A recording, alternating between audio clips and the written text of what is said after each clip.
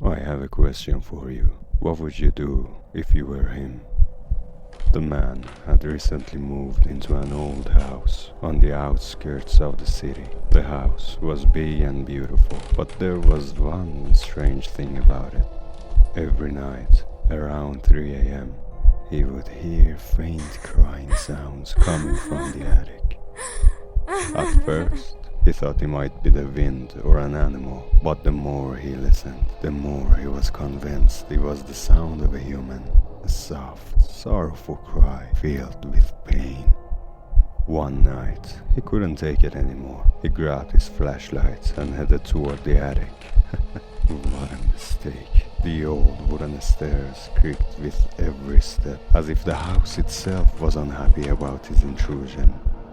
When he reached the attic door, he placed his hand on the cold, rusted doorknob. He took a deep breath and opened the door.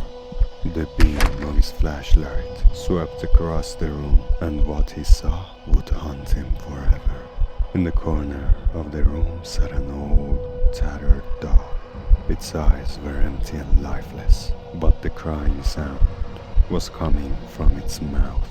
He shuddered and tried to step back, but suddenly, the doll turned its head toward him and screamed in a horrifying voice. "Why did you leave me alone?" He screamed in terror and ran out of the room as fast as he could.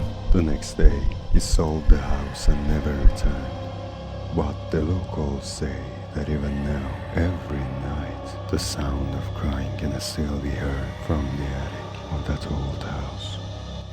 This is Sense of Horror, and I would much appreciate it if you subscribe, like, and comment your thoughts. By the way, thank you.